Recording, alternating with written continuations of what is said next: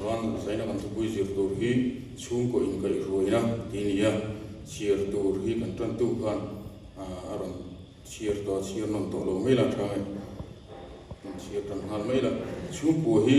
sarkar te berani awangin no ro rel na lein kai roina fel tak amamo pathian ron lo wa chung ko ro rel na chuan chung ko pon lam thlengin ahunga atur na sa ber chu chung ko bok ani le thin chung ko in kai roina pama mo kur tu poi mo ber te chu nu le pa te ani o me chu wangin nu le pa tan chung ko kai roi dana tum dan le kal pung fel tak ne ya in thuru taka kan poi mo masa ani tren khatna ele bar zon na konga chung ko ele bar zon na konga in kai roi tha hi kan khotla hian amamo tak zetani bible chuan in larna lo chuan mi puite an tlada thi na dia heta in larna ati bible le in sang zinga tamzo ka chuan asa tongin vision dia da de ovekania hei hi mathir roman na fel dia le lim thei ani ang chu chuan chung ko in kai roi na fel koi mo si atar lang ha le ei zon na konga mala dan tura te fata zir na konga le an ei zon na tu chung changa te le sum mu na thiang lim thuat te nu le pa in chung ko in kai roi na fel tak an nei koi mo em mani pathian du dan da lal chunga in ha na fel tak ne ya ei le par zon na a chung ko kan in kai huai ni chuan kan ram ti chetu ei zon na le sum nar thiang dim lo loka kan chung ko le kan thla kal zel ta thlengin avenga chung ko ti som tu ani thui le bawang lali sual na chung ko ta chu an ei zon da na alang thin lali sual pom plak lo sum tam tak ai na pom plak sum klem te lut na chu an fe sianga ring hi chang chokin an nu lova pathian ka thutin chukin an nu zok ani ti hi an chiang tu ani chung ko in pahina chung ko in thunun na konga chung ko in thunun na han ti hian sa tunga discipline a ko bera ngaila chu chuan in thunun na in ko khirna in vonna ti te a ko thei ve kam chung ko in thunun na thalo hian chung ko so na sa takin na mong ani chung ko in thunun na tha atanga seilian fa ta chu an pui tin thlengin eng na po thok se khoi huna pom se tu kianga pom se za pui oman ni ngai lo ani chung ko in thunun na tha chuan khotlang mi man tla a ser chuka khotlang le ram ta na mi chen fa om le chor na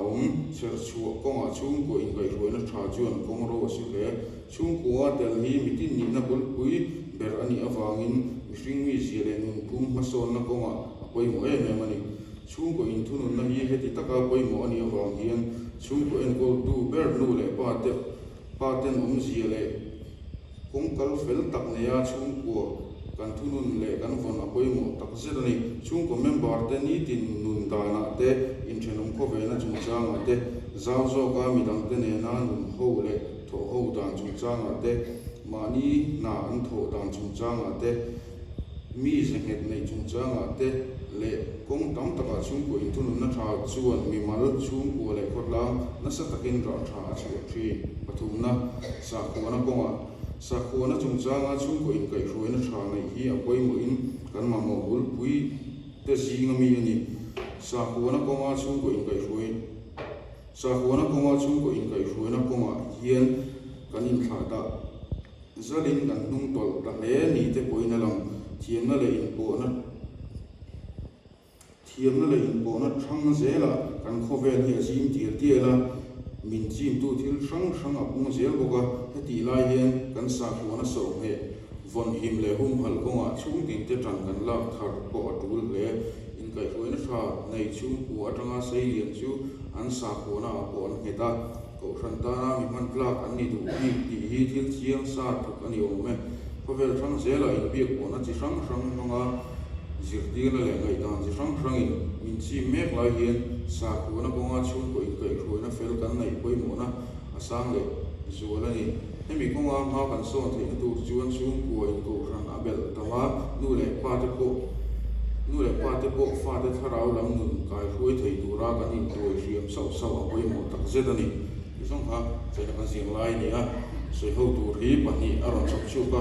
chung ko in kai khoi na thau thei na tura nu le pa te poi mo si soi ni se pa ni na sual do na ko nga chung ko in kai khoi na thau poi mo si soi ni se i khan ye so ho tu ri te man soi ve kan do so ho tu ka chi rual he sa re lo a pa thien thu an lo lang ve a kan sirang zo su bung song ti pali chang so nga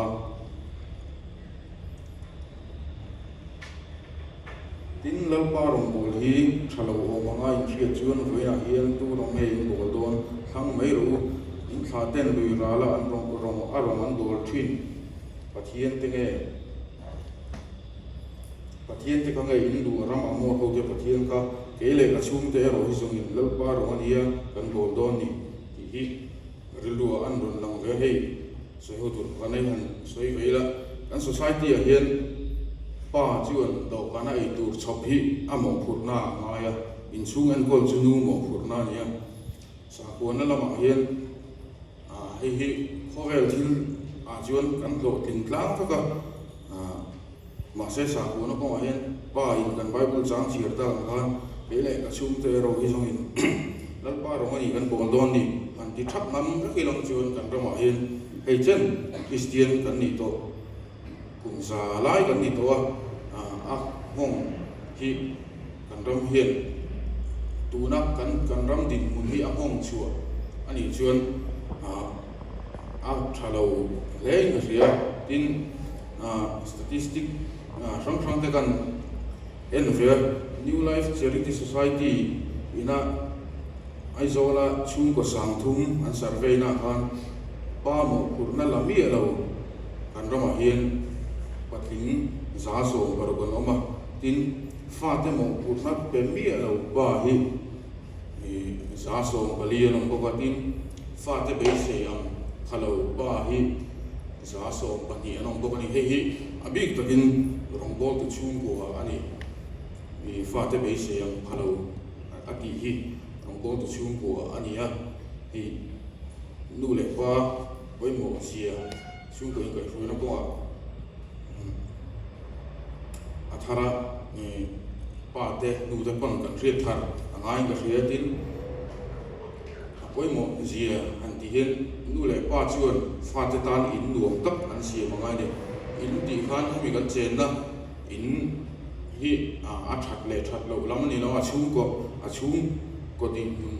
environment chung ko environment nuam an si mangaya ani lo chuan fa ten in aya kholai nuam an ti chuan kholaya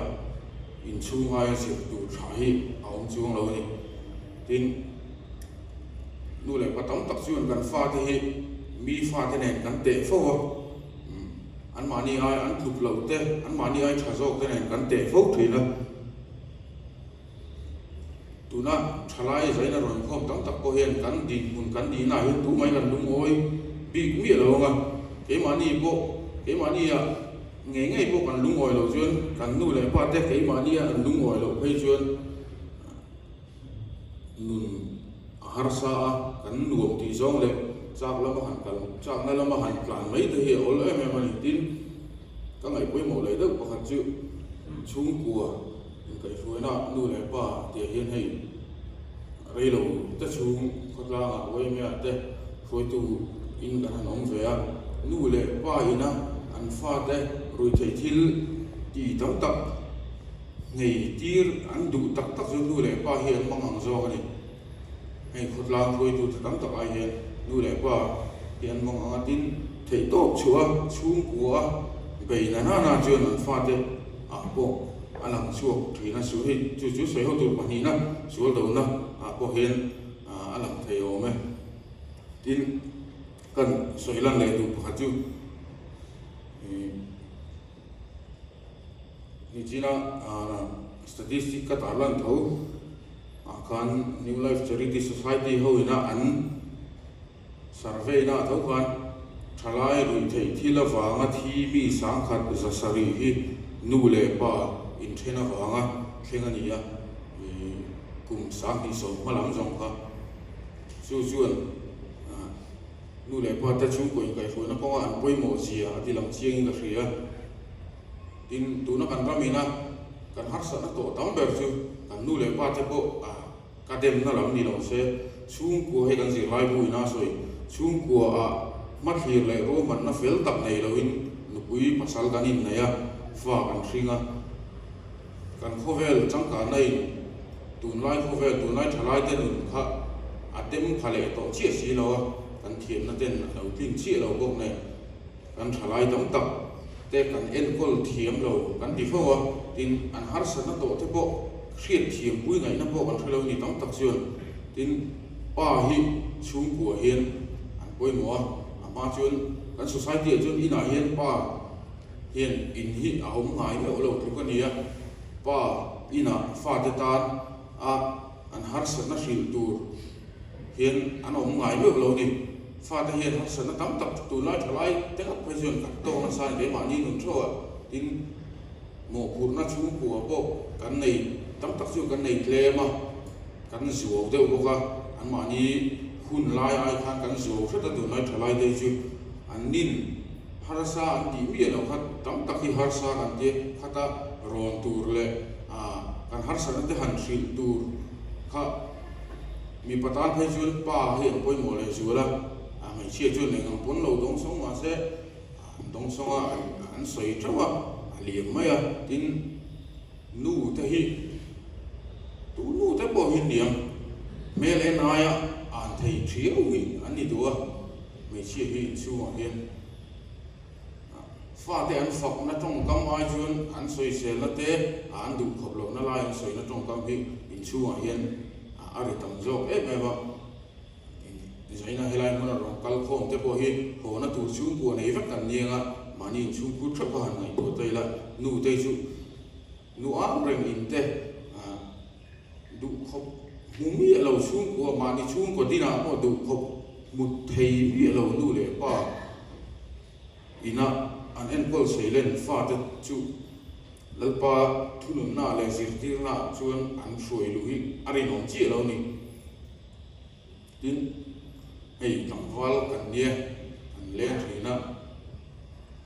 ka le na chung ko pakhara chuan zana ni lai tho tran zan hian tare ta chung kho man nei pathian thu topic kan nei chu chu anin sarmon siak thina ni no bang kum som pathi mi vela mani kha kha jo pa chung cha ka le zan tak khan jo pa chung cha khan ani jo pa kha abiang thar lo aron ti do tol ma khano bang khan amak kha ka tiang ra an soi zela abiang thar lo pathian kha bung tir lama kha chuanin beng hriat na chawina hria atop lama kha chun amitina mu chaw atia soya khang khan no bang te po hian pathian thu a hian ngai dan te kan nei anu le pa hian kan duang ta kan hruai thei hruai tungot hi afu ka ti chi lo hang te po kami zana khan khano bang khan ka tiang khan hun bang thin lo se chuan a om zia tak tak kha anu le pa ne na tang khan adon hi karing lo kha kha thui tak anun akai hruai karinga khang hun an man chung buan man ring khan khano bang kha zaina in pathian te sei tu ni se thalai khom tam takin kan tluk khering karing lo pathian thu kha an chung ko pathian thu sei ho mai mi pathian thu leng mi lo chung ko ei an han lu na thin ina te po politics su soi thei na te a thena chuan du tam taka te nu la tam taka te second hand chu soi thei na in te hi om ve hang an pathian thu hian min chi ne to lo ing a renu le pa chung ko in kai hroi na ko hian nu le pa ten kan fa te kan kai hroi na ko hian pathian thu kan kai hroi empty te po zaina hian hai zo thar kai la tin thalai te pon ro man na fel tak na yang pui pasal nei atu ji te po zir chok tai la kan zir lai hian kha ni pahi na hi kan soi kai tel duwa sual do na ko ma chung ko in kai hroi na thang poi mo ji a hian ei leirol suat lang leirol sual nei mi lo chu kan ni bi lo ta kai ni po cho ni tlaya kan leirol chu hun lai vel kha in tam tak su in hrianga kan vela te chuan hei kong puya te kholai te han ti bo ya in sual rak rak mai la kan ho korban phela khen an silanga ai thawa chung ko khan chung ko in kai ruina khan kha atel rengai din kholaya te zana han rui vi umela ka hoa ina kanu hian kalu chunga kun khathian ka ruya marui loyam trong trai sak zia chung ge ra chu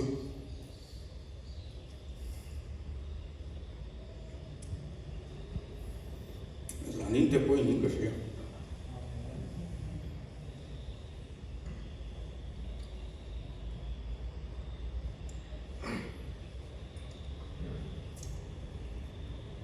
in relu lian deuh chu an fa ten suala nu tom tak chuan cross put an han ti mai thina a cross ani khan nu mi anu han sul a suala han ni chuan khati nga wi tena so chu mi cross put chu a han ti mai ta anu chuang lo ni kan pathian thu lak dan te kan pathian thu thir dan te po hi le ma kan her dang lam deuh te chu ngai ka ria tin sual do na ko ma chuan chung bua in kai ruina hian nu le pa hi an tran do la ngai ka ria pa thu chu pa thu do nia thu to pa nia hami thu to nial kal thei tu nu aw mani chuan pa kha a sa ong thei lo khrim ni fa ta ta in chung khura chulai chu a poi mo hen ka ria ha kan sei ve dua pathian ma pun trong trai nó bỏ một thiên ngoài tu xây này cậu sản hậu thế cũng chỉ tặng mấy cũng có thể sẽ có vài lồng thu con thuyền xe nó bỏ xây là hắn thiên diệt xuống tuổi cây ruộng chúng cha bao hiền nó bỏ xây là lại mà các phong thể hiện hắn xuống của thâu nó bỏ nàng ma thủ hắn xuống của thì hắn cây ruộng thâu thì tụ tập băng hắn diệt lại thế này mang sống sẽ không chết chúng chỉ phải su Christ mình gần đi lên